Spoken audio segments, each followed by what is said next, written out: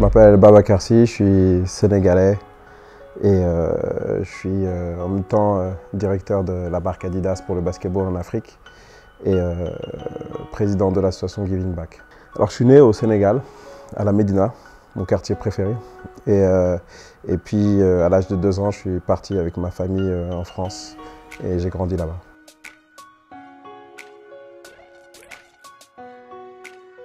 Alors l'enfance, des souvenirs lointains évidemment de la Médina. Ensuite l'arrivée en France avec mes parents qui essayaient d'avoir une vie meilleure en allant là-bas.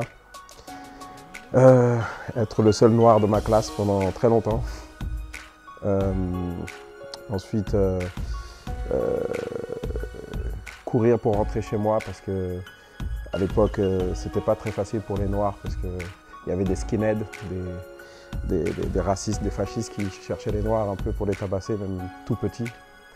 Et puis rentrer chez moi et voir mon père qui me disait si tu ne ramènes pas un 9 sur 10, tu ne vas jamais réussir dans ta vie parce qu'il faut être plus fort que tout le monde dans ce pays pour réussir, quoi. Donc ça, c'est mes souvenirs pour l'enfance. L'adolescence, bon, elle est marquée avec évidemment ma découverte du basketball, ma rencontre avec le basketball, quasi fusionnelle.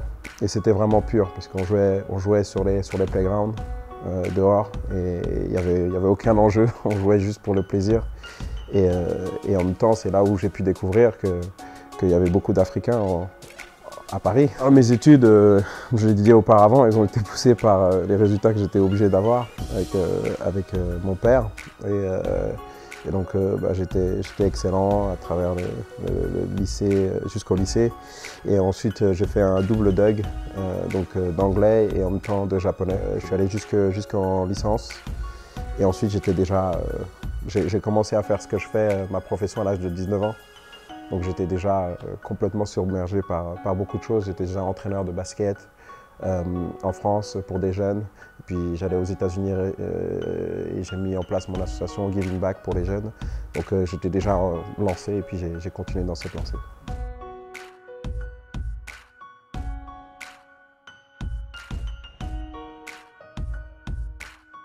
Giving Back est né de 2 choses. Premièrement, de la passion que j'avais pour le sport et du fait que je n'avais pas la nationalité française à l'époque. Donc on était obligé de faire des rotations dans les équipes pour pouvoir jouer parce qu'il y avait des quotas en fait pour jouer. Et je voulais aider les jeunes qui étaient auprès de moi à réussir et à avoir plus de chance. Donc j'ai monté l'association en leur disant, voilà, il y avait un contrat moral.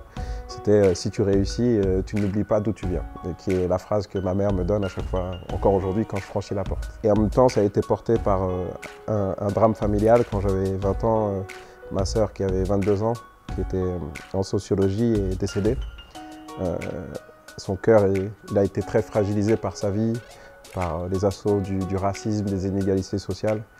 Et elle avait laissé derrière un projet qui était le développement de l'Afrique par les Africains. Et moi je voyais un peu ça de loin parce que j'étais pas souvent revenu ici.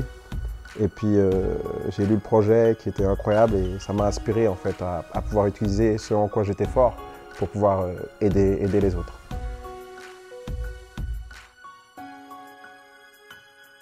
Entraîner, c'est pas vraiment un nouveau challenge, c'était mon premier métier. À 17 ans, j'ai commencé à entraîner. Donc aujourd'hui, j'ai 20 ans de carrière. Et j'ai commencé en France et puis ensuite, j'ai eu un parcours un peu naturel aux États-Unis. On m'a sollicité, j'ai pu entraîner là-bas dans des universités, dans des high schools, donc des lycées. Et puis plus tard, j'ai eu l'opportunité aussi de travailler pour des clubs de la NBA, d'être leur évaluateur international. Et donc toutes ces expériences-là, j'essaie de les mettre à profit de ce que je fais, même au niveau de l'association aujourd'hui, pour pouvoir aider le plus grand nombre.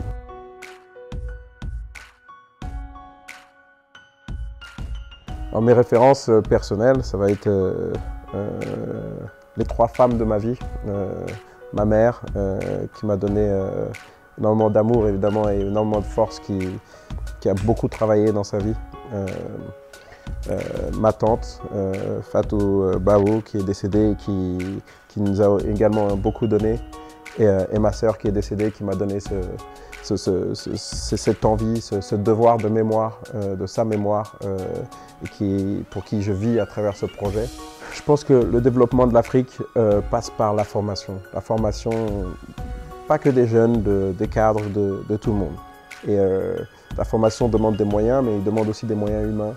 Il demande à ce qu'une génération se sacrifie également. Il demande à ce que l'Afrique revienne à ce qu'il a fait survivre dans les années de colonisation, c'est-à-dire la solidarité et l'unité.